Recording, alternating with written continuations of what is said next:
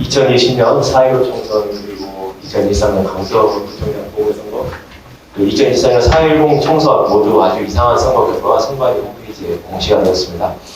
여러 가지 면에서 이상한 점을 추정했지만 제가 주목한 부분은 표본과 모집단의 관계입니다. 선거에 있어서 모집단은 한 선거구에서 사전선거와 당일선거 두 개를 합친 전체 투표입니다. 표본이란 모집단에서 특정한 숫자를 정해서 뽑아내는 것이거든요. 그러니까 사전선거는 그 선거구에서의 보면 하나의 표본이라고 할 수 있습니다. 예를 들어 10,000명이 살고 있는 마을이 있다고 한번 가정해 보겠습니다. 10,000명 중에 5,000명은 A 후보를 지지하고 B 후보를 지지하는 사람은 4,000명, 그리고 C 후보를 지지하는 사람이 1,000명 살고 있습니다. 이러한 모집단에서 100명씩 여러 번 뽑아보면 어떤 모양이 나올까요? 모집단처럼 A 후보가 50%를 딱 받아낼 수 있을까요? 아니면 들쭉날쭉 30%로 받았다가 70%로 받았다가 이렇게 될까요? 그래서 우리가 그런 것들을 컴퓨터로 실험을 해보면 정확하게 알 수가 있습니다. 그래서 모집단의 숫자를 점점 크게 해보면서 과연 그 어떤 모양이 될지 한번 제가 보겠습니다.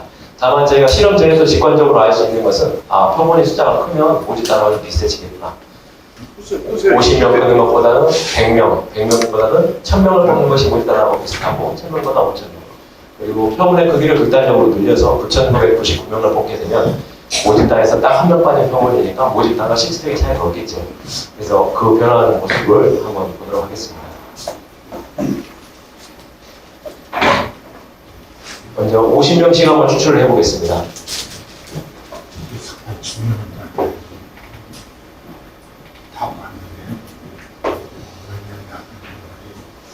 100명씩 한번 추출을 한번 해볼까요?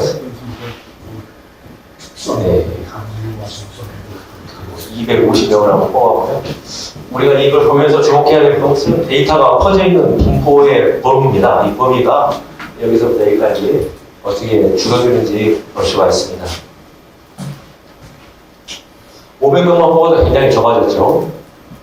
42.5에서 57.5까지 적어졌다가 1,000명이 됐습니다. 1,000명이 되면 45에서 55 사이에 다 들어옵니다. 2,000명을 한번 뽑아볼까요? 2,000명을 뽑게 되면 네, 아주 뾰족해집니다. 47.5에서 52.5 사이.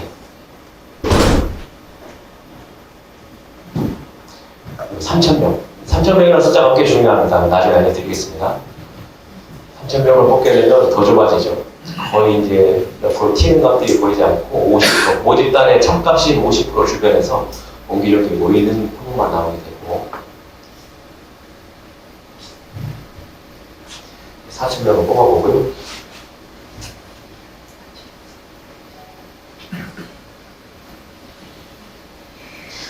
조금 지루해지시죠? 네, 똑같은 것이 다 나오거든요. 근데 5,000명 뽑게 되면 제가 결과값만 좀 보여드릴게요.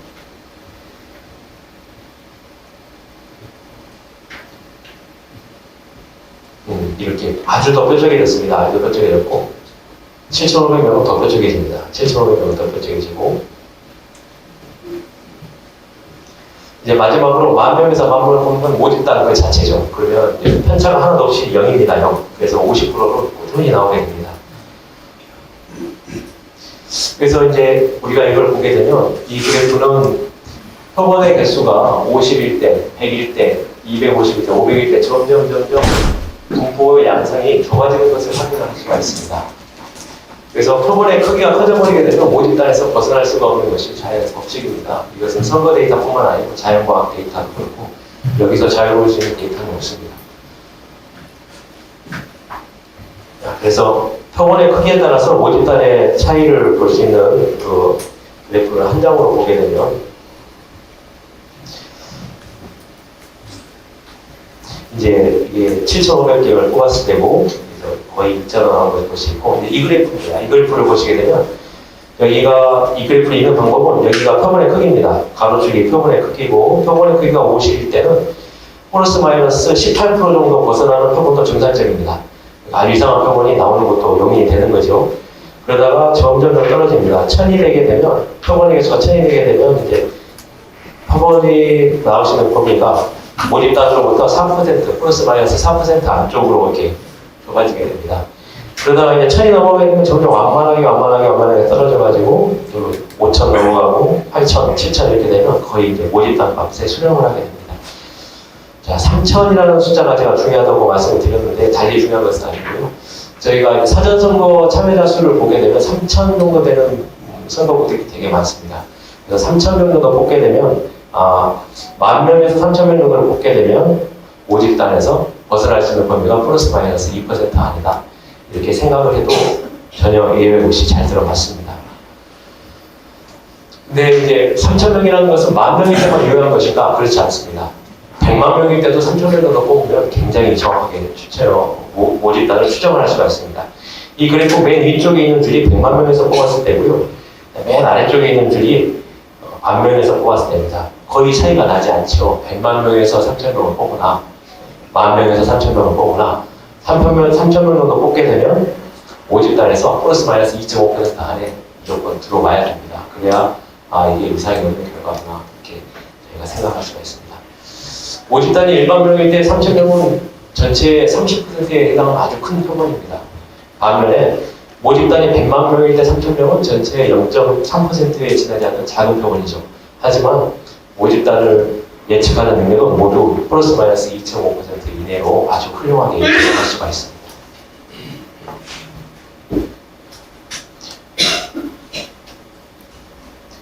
그래서 이제 우리가 대수의 법칙과 우리 선거를 직접 비교를 해보도록 하겠습니다.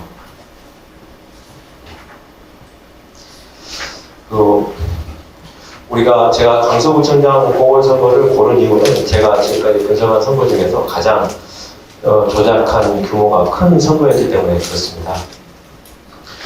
여기 보시게 되면 이 L자형 쉐이프는 아까 봤던 그 그래프입니다. L자형 쉐이프는 1,000명, 2,000명, 3,000명이 되게 되면 아주 급격하게 떨어지는 L자형 모양을 보이면서 표본의 크기가 커지면 이렇게 점점 모집단의 값에 수렴을 해야 되는 모습을 보여야 함이 마땅함에도 보게 되면 가양 제2동 같은 경우에는 사전투표에 참여하는 사람이 3,333명이었습니다.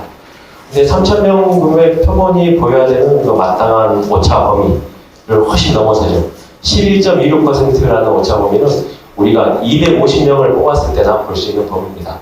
3,000명을 뽑았을 때는 도저히 그런 범위가 나와서는 안 되고요. 그리고 가장 많이 참여한 방화 제1동이 9,297명이 사전투표에 참여했습니다.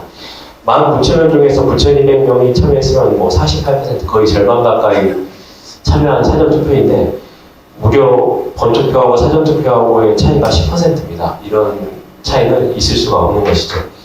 그래서 가양 제2동에서 방화 제1동까지 표본의 크기가 3,000명에서 9,000명까지 쭉 커지는 동안 마땅히 보여야 되는 이런 L자형 커브를 보이지 않고 있습니다. 이것은 자연스럽지 않은 거고 이 그래프는 이렇게 진동하고 있는 그래프를 보게 되면 이렇게 썩은 냄새가 진동한다 직감을 할 수가 있습니다.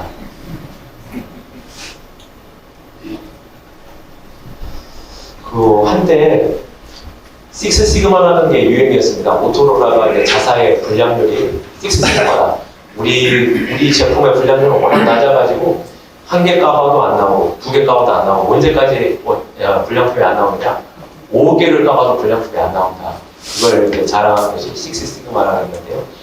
이건 표준 편차의 6배를 뜻하는 말입니다. 표준 편차의 6배. 우리가 이제 신뢰 구간에 대해서 잠깐만 좀 이야기를 드릴 건데요. 신뢰 구간이라는 것은 우리가 정확한 의미는 우리가 표본을 계속 뽑아봅니다. 충분한 숫자의 표본을 계속해서 뽑고 가서 그 표본마다 신뢰 구간, 그 표본마다 평균과 표준 편차가 있습니다. 그 표본의 표준 편차에 1.96배를 곱하면 90% 신뢰 구간이고 2.54배를 곱하면 95% 신뢰 구간이고 이런 식으로 해서 이런 것들이 있는데 그건 무슨 뜻이냐 90% 신뢰 구간을 말씀드리면 우리가 충분히 모집단에서 추첨을 해봅니다. 이렇게도 뽑아보고 저렇게도 뽑아보고 그래서 각 표본마다 신뢰 구간을 구해보면 그 신뢰 구간 안에 모집단의 참값이 들어있는 경우가 90%이더라. 이것이 신뢰 구간입니다.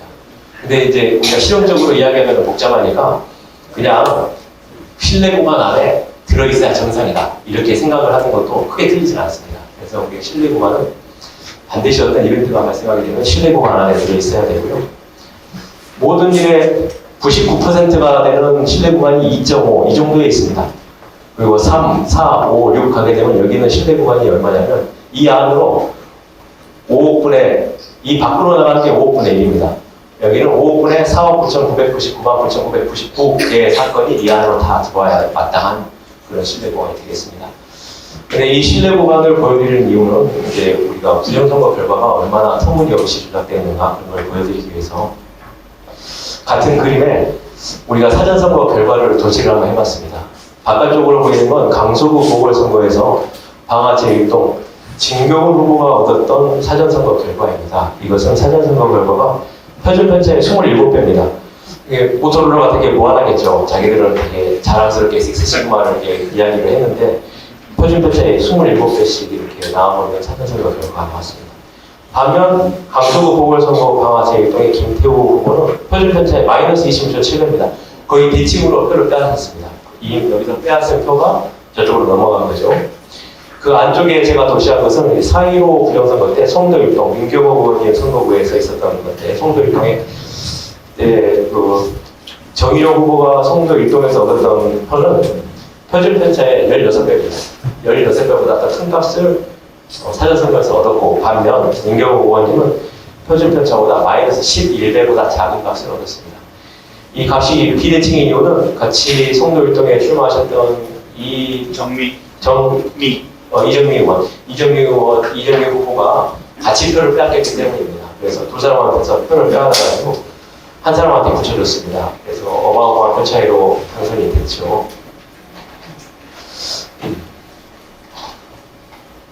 그래서 이제 우리가 표본의 확률 분포의 유용한 점은 아주 작은 확률들, 우리가 너무 작기 때문에 평소에 인지할 수 없었던 확률들까지 그 발생 확률을 수치화함으로써 그게 비교를 할 수 있게 해준다는데 아주 유용한 점이 있습니다. 예를 한번 들어볼까요? 대한민국 최고의 여배우가 저한테 찾아와가지고 제가 선생님을 평소에 흠모해왔습니다. 근데 더 이상 그 마음을 누를 수가 없어가지고 이렇게 찾아왔습니다라고 하는 말을 들을 확률이 얼마나 될까요? 아주 희박하죠. 다른 또 예를 한번 들어볼까요? 이번에는 헐리우드 최고의 여배우가 저를 찾아왔습니다. 저를 찾아와가지고 같은 말을 제게 할 확률은 또 어떻게 될까요? 둘 다 0에 가깝죠? 하지만 0은 아닙니다.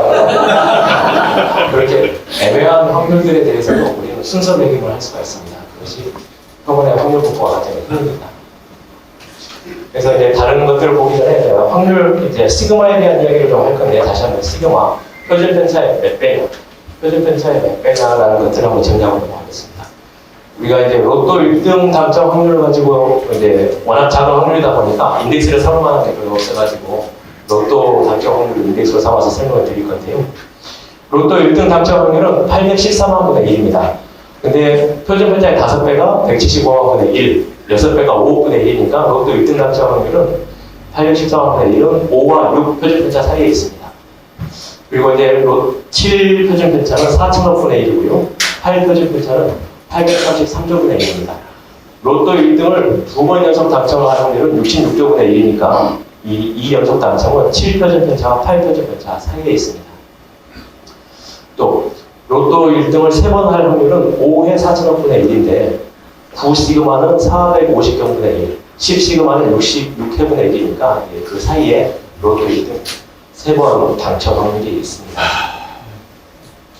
우리가 선거 이야기를 하면서 이런 청산적인 숫자를 이야기한다는 게 가슴 아픈 일입니다. 그리고 이런 숫자들이 우리가 국가가 생산하고 관리하는 데이터베이스에 버젓이 기록되어 있다는 것은 국가적인 수치입니다. 반드시 바로잡아야 될 일입니다.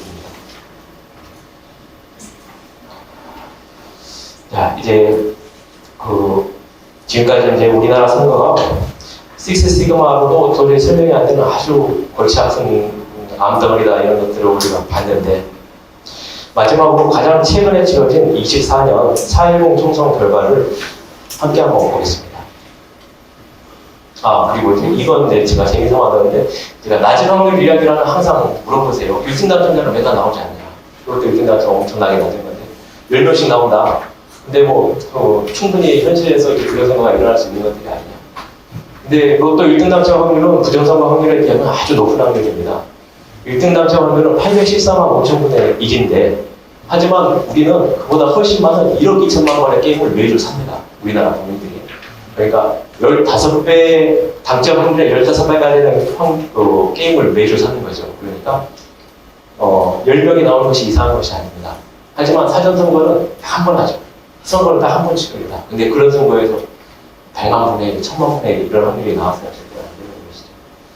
그래서 24년 2월 10일에 추첨한 경우를 보게 되면 이제 12억 게임, 1억 2,600만 게임이 팔렸고 1등 당첨자는 11명이 나왔는데 확률대로 하자면 15명 정도 1등 당첨자가 나올 수 있는 확률이었습니다. 그러니까 부정선거 확률, 이건 낮은 확률이지만 부정선거의 경우는 굉장히 높은 확률입니다.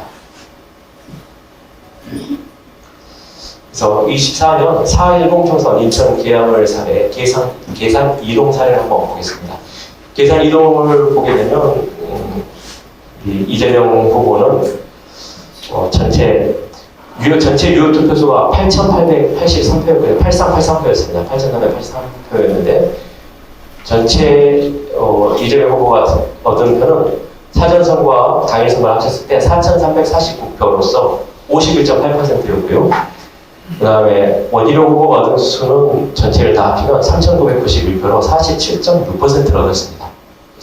그런데 당일 선거하고 사전 선거를 합치면 퍼센테이지가 51대 47인데 사전 선거만 놓고 보게 되면 이제 이재명 후보는 59%를 얻었고 원희룡 후보는 39%를 얻었습니다.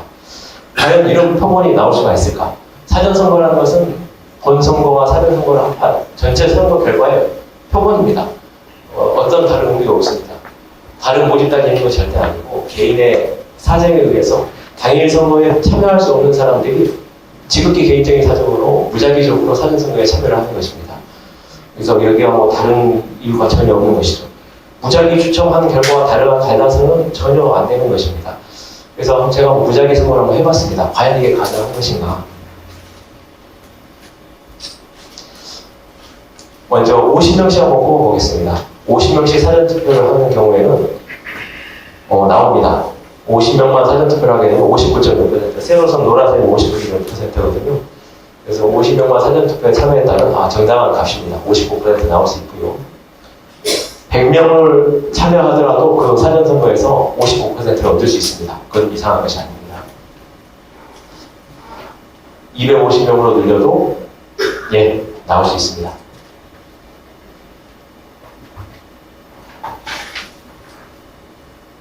그다음에 500명을 한번 늘려볼까요? 500명을 한번 늘려보면 사전투표를 500명만 했을 가능성을 가지고 하는 맞습니다. 사전 가정하고 네, 맞습니다. 500명을 하면 나올 수 있습니다. 근데 500명부터는 안 나옵니다. 500명부터 안 나오기 시작하고 이때부터는 이미 99% 신뢰 구간을 넘어가기 시작합니다. 지금 이 확률은 우리가 보면 그냥 열심히 하면 될 것 같잖아요. 뭐 이 정도가 정상인데 뭐 으쌰 하고 캠페인 좀 하면 이 정도 갈 수 있을 것 같은데 사실 여기서 여기 가는 것도 확률이 10,000분의 1입니다. 그 신뢰 구간을 넘어가게 되면 신뢰 구간을 적용 분포로 따르고 있기 때문에 신뢰 구간을 조금만 넘어가도 아주 기하도수록 확률이 낮아지게 됩니다.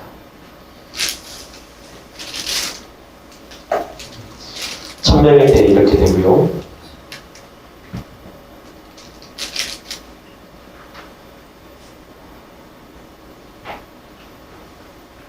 (2,000명을) 한번 뽑아보면 어떻게 되느냐.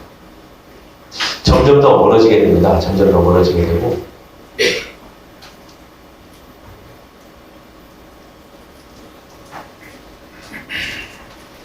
자, 3,000명. 총 이제 진짜로 참석한 사람은 3,689명.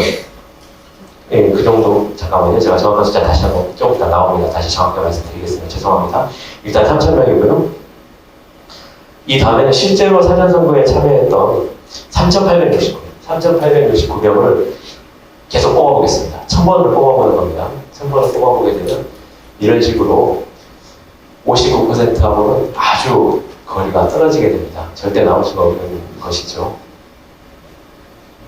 저는 1,000번 사전선거를 하는 것과 똑같은 거죠? 똑같습니다. 사전선거를 하는 것보다 똑같고 오히려 사전선거보다 더 정확할 수도 있죠. 컴퓨터가 아는 거니까요. 부작이고요.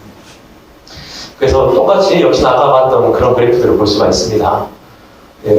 500명 이하일 때는 뭐 무슨 값이 나와도 괜찮습니다. 500명. 쭉 커지면 1000명이면 4% 이내로 밖으로 벗어날 수가 없고 2000명이면 3% 이내, 3000명이면 2% 이내. 그래서 3869명이면 이 신뢰구간이 1.53입니다. 99% 신뢰구간이 1.53. 그러니까 52 평균에 51에 1.53이다 52.3 정도를 넘어가게 되면 그때부터는 신뢰구간을 완전히 벗어나게 되는 것입니다. 자, 이건 지금 어찌 보면 제가 민주당한테 굉장히 안 좋은 소리를 한 것 같지만 이 시뮬레이션 자체는 민주당의 아주 유리한 조건에서 진행이 됐습니다. 왜 그러냐? 도저히 인정할 수 없는 사전투표 결과를 정당한 표인 것으로 우리가 가정을 하고 사전투표 결과와 본투표 결과를 합쳤습니다. 그리고 나서 시뮬레이션을 돌린 것입니다. 그럼에도 불구하고 이 확률이 볼까요? 예. 계산 이론 같은 경우 여기가 이재명 후보가 자기는 59.6%를 얻었다고 했는데 여기가 10시그마입니다. 여기가 10시그마. 여기가 이제 로또 1등 3회 6발자 확률이 되는 것이죠. 10시그마보다도 더 밖에 넘어가 있습니다.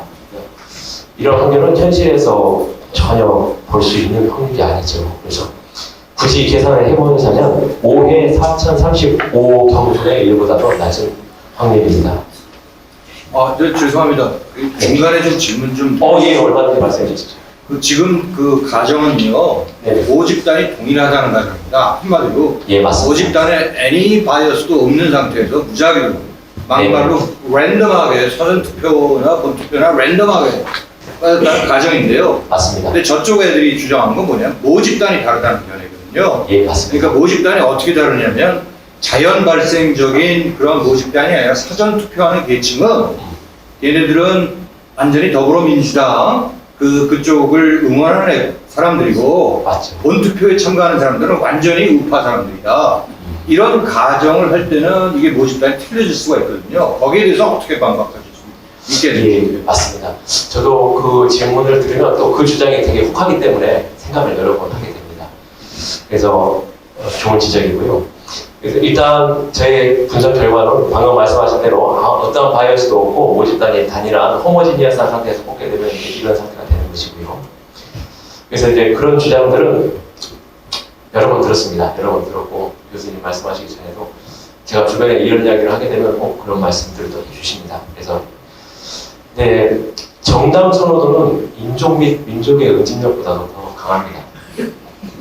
이건 제가 한 말이 아니고 미국에서 이렇게 발표가 된 논문입니다.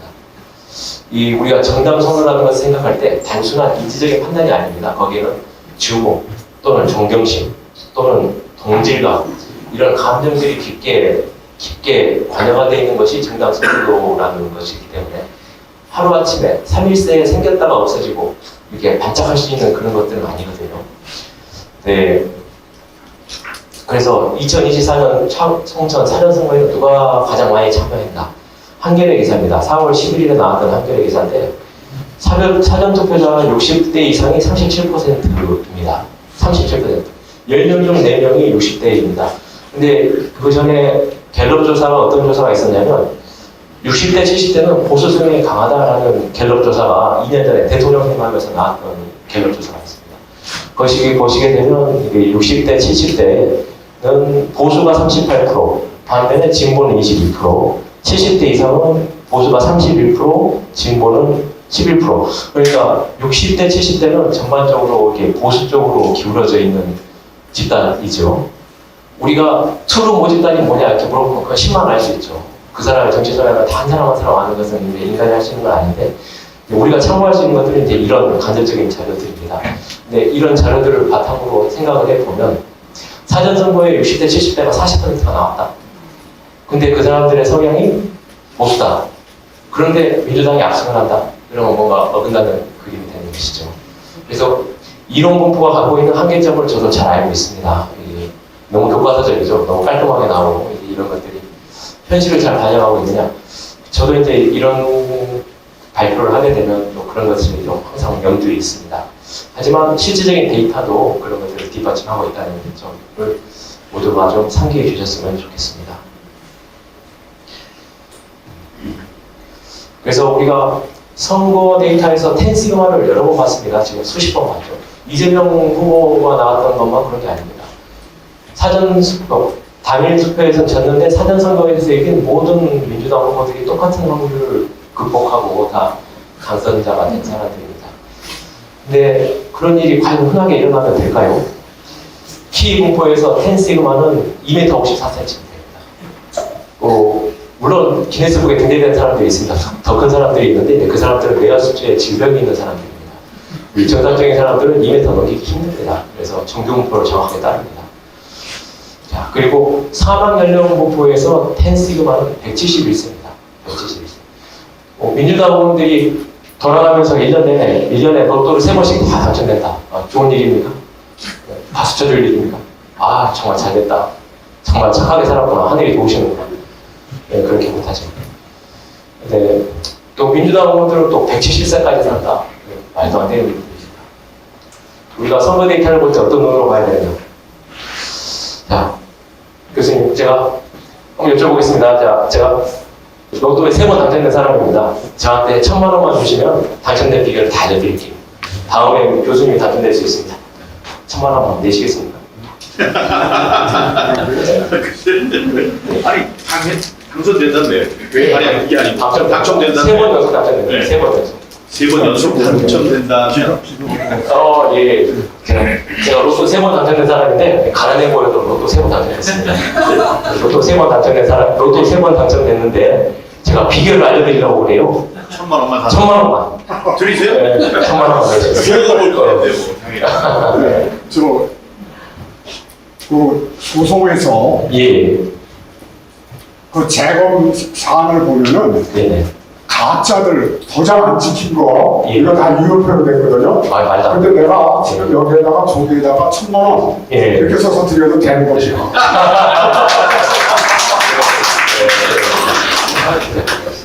민경호 의원님, 제가 이게 젊어 보이지만 사실은 나이가 170살이에요. 170살이에요. 제가 약이 하나 있거든요. 예. 비싸지도 않습니다. 예. 1억이면 사실 수 있는데 어떻게 하나 갖고 가시겠습니까? 171세가 네. 될 수 있다는 걸 믿지 않기 때문에 예. 안 사겠습니다. 그렇죠. 우리가 이제 사전선거에서 이기고 본선거에서 지고 사전선거에서 이긴 사람들을 볼 때 그런 눈으로 봐야 됩니다. 의혹에 가득 찬 경멸하는 분. 전혀 우리는 선거 데이터를 볼 수 없는 그런 선거 데이터를 이게 국가 데이터베이스에 등록이 돼가지고 너무 가슴이 아픕니다. 이민 가기 싫어서 나왔습니다. 저 혼자는 어떻게 살겠는데 저는 자녀를 가지고 전체주의 국가에서 키우게 된다. 우리를 지배하는 정치 세력에 피드백을 줄 수 없으면 종속되는 거죠. 그 사람들 이권을 추구할 거고 우리들의 관심사는 뭐 전혀 아무런 그 사람들에게 메리시 없겠죠. 그래서 우리가 반드시 피드백을 줄 수 있는 이 시스템을 깨끗하게 유지해야 됩니다. 감사합니다.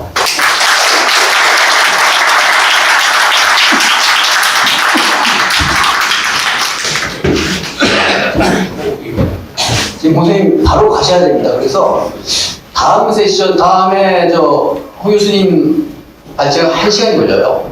그래서 지금 질문하실 게 있으면 질문하시면 질문 받고 쉬었다 하겠습니다. 네. 제가 지금 네, 말씀하십시오.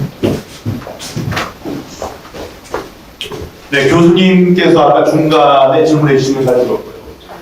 그게 제가 느끼는 가장 큰 걸림돌입니다. 이 대수의 법칙 얘기를 하면은 아주 우리 주위에서 같이 싸우시는 분들도 어떻게 얘기를 하시냐. 사회과학에서는 예외다.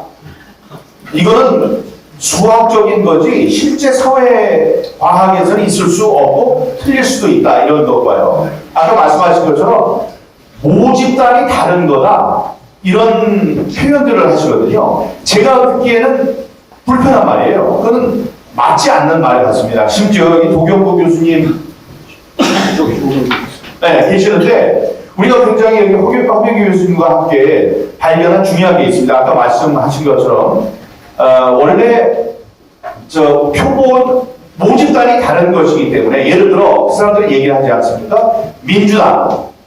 민주당 사람 또 나이 드신 분들 아닌 젊은 사람 이 두 분들이 직접 집중적으로 많이 나왔기 때문에 저는 이상한 분포나 그런 것이 가능한 것이다, 통계가 가능한 것이다라고 얘기할 때 우리가 발견한 게 있거든요. 민주당, 그러니까 진보 사람들이 많이 나왔다고 하지만 진보는 민주당만 있는 게 아니었습니다. 진보에는 뭐 여러 가지 민주당보다 더 진보 쪽에 있는 사람들이 있었는데 사전 투표를 보면 그 사람들은 다 표를 얻지 못했습니다. 유독 민주당만 많이 얻은 게 돼서 그 사람들이 얘기하는 그 두 가지 전제가 틀렸다는 그런 얘기를 우리는 알고 있습니다만 이렇게 이제 부딪힐 때 저 선생님께서 생각하신 뭐 반론이나 지금 발표하신 것이 옳은 얘기나 그런 뭐 저 모집단이 다른 것이 아니다 이런 데에 대해 생각하신 게 있으실 것 같은데요. 한번 들었으면 좋겠습니다.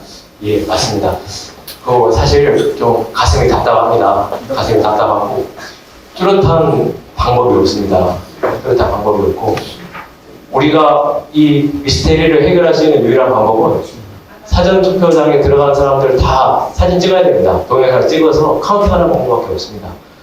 이론 공포 이게 누구 귀에 들어갈까요? 보통 많은 사람들 귀에 안 들어갈 것 같습니다. 아무리 맞은 이야기고 컴퓨터로 100번, 1000번 똑같은 결과가 나옵니다 이야기해도 이거 참 안 먹히는 이야기입니다. 그래서 이런 걸로 설득을 한다 이런 건 정말 어려운 일인 것 같고 저는 정말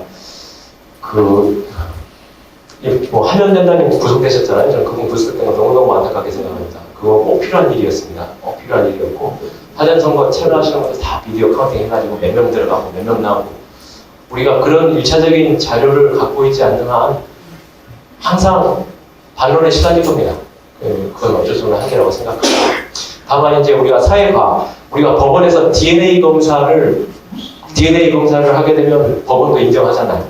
똑같은 검사를 하게 되면 넌 동일이니까 너가 범인이지 인정하는데 그 DNA 검사가 지금처럼 광범위하게 자리 잡을 수 있었던 배경에는 그 통계적으로 동일한 어떤 사람을 임의적으로 두 명 골랐을 때 그 두 사람과 유전자가 일치할 확률이 10조분의 1이다라는 통계가 뒷받침됐기 때문에 광범위하게 쓸 수가 있는 것입니다.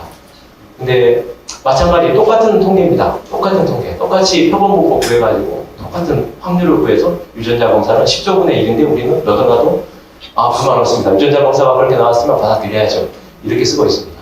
그게 10조분의 1인데 우리가 본 건 10조분의 1이 아니었습니다. 10조, 100조, 1000조, 경 해가지고 5회도 넘어가고 66회도 넘어가는 그런 확률들을 우리가 보고 있고 동일한 기준이 준용된다면 그게 DNA 검사가 문제 없어. 그거 받아들여야지. 이런 마음이라면 이런 분석도 전혀 다르게 받아들여서는 안 될 것이라는 생각이 들고 쉽지 않겠지만 언젠가는 우리 선거 제도가 이런 분석을 법적으로 의무화할 수 있는 날이 올 것이라고 기대를 합니다. 사실 우리 오늘 발표 내용은요, 진작 이 문제 여론화됐어야 될 그런 문제 중에 하나입니다. 그게 뭐냐면은 총선 끝났을 때 저 사람들의 논리가 뭐냐면은 한쪽 지지하는 사람들을 큰 군데 다 몰려가지고선 이런 결과가 나올 수 있다, 이런 주장이었거든요. 이게 황당하기 짝이 없는 그런 거기 때문에 그때 설명을 해봤자 알아들을 사람도 없고 그래서 지금까지 참고 있었는데 마침 실험적으로 잘 보여줬어요. 굉장히 잘 보여줬습니다. 이렇습니다. 저도 논문 유학 시절에 논문 쓸 때 표본을 공학적인 실험을 하면서 표본을 직접 제작을 했어요. 그래갖고 이 표본이 맞는 표본이냐 하는 거를 확인을 하는 과정이 있는데 수학적 기대치라는 게 있습니다. 수학적 기대치에 나는 99%를 만족시키는 걸 했고요. 보통 이 경우에는 97%, 3% 정도 허용오차 주면은 만족할 수 있는 겁니다. 그러면 이 표본에 조건이 있습니다. 뭐가 이 표본에 적합한 것인가 하는 게 있습니다. 그것은 인터커뮤니케이션이 해야 된다. 다시 말씀드리면은 연수구 을 하면 연수구 을에 사는 모든 분은 같은 행정구역에 있기 때문에 이 사람 모두가 민정부 의원을 찍을 수도 있고 정일영 찍을 수도 있고 하는 인터커뮤니케이션, 내가 선택해서 할 수 있는 모든 조건을 똑같이 가지고 있는 걸 의미합니다. 그리고 만일에 이제 수학적으로 얘기한다면은 지금 그 필요성이 없었기 때문에 우리 허경 교수님 조금 이따 발표하시겠습니다만은 나온 결과 계속 법칙 가지고선 이거는 나올 수 있다 없다라는 분석이 되겠지만요. 원칙적으로 따지면은 이것부터 따져야 합니다. 자, 5만 명이 그 사전 투표를 하든 당일 투표를 하든 했다 이거예요. 그럼 5만 명 중에 40%가 사전 투표했다라고 가정을 하시죠. 그럼 4, 5, 20, 2만 명이 사전 투표한 겁니다. 그러면은 2만 명 중에서 한 군데 몰표를 줄 수 있는 확률이 얼마냐? 이거는 5만 컨비네이션 2만입니다. 그러면 5만 곱하기 4만 9,999 곱하기 쫙 해서 아까 얼마라고 했죠? 4, 5, 20. 네. 2만 1번까지 다 곱한 거 분의 1이거든요. 확률이 처음 걸 가지고서 괴상한 논리를 가지고 나 다 몰려가고 그럴 확률은 제로입니다. 있을 수가 없습니다. 그 중요한 게 뭡니까? 조금 전에 발표하셨듯이 60대 30 몇 프로, 70대 몇십 프로, 20대 20 몇 프로 이렇게 나온 게 증명하는 거예요. 증명하는 거. 또 그게 아니라고 치자고요. 그러면 뭐 한 40%가 일반적으로 지지하는 사람들이 당일 투표에서 다 빠져나왔어요. 근데 당일 투표한 사람이 많다 이 말이에요. 그걸 어떻게 뒤집습니까? 저거 숫자 가지고. 상식적인 문제죠. 이런 합의한 논리를 가지고서 억지 같은 그러한 주장을 해온 게 먹혀 들어가는 사회예요, 지금. 이거는 얘기거리가 처음부터 안 됩니다.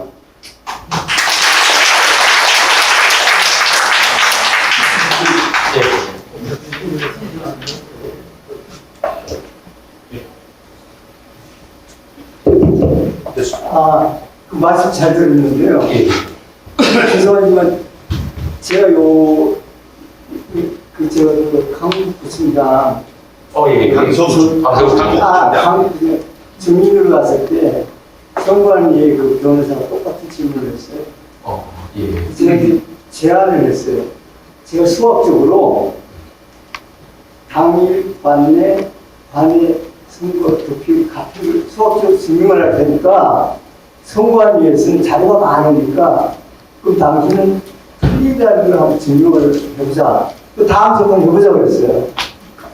조금 기다리시면 이게 수학적으로 당일 득표율, 관내 득표율, 그 다음에 관외 득표율이 같다는 걸 그걸 발표를 합니다. 그러면 선거가 선관위 자료 갖고 해도 이게 같이 나오는 거 이제 하니까 조금 지루하더라도 아마 조금 기다렸다 들으시면 이렇게 되는구나 이걸 알게 됩니다. 좀 이따 발표하실 분 같아요. 예, 맞아요. 잘 알겠습니다. 그럼 같이 들었으면 좋을 텐데 가시면 듣고 가겠습니다. 여기가 듣고 있습니다.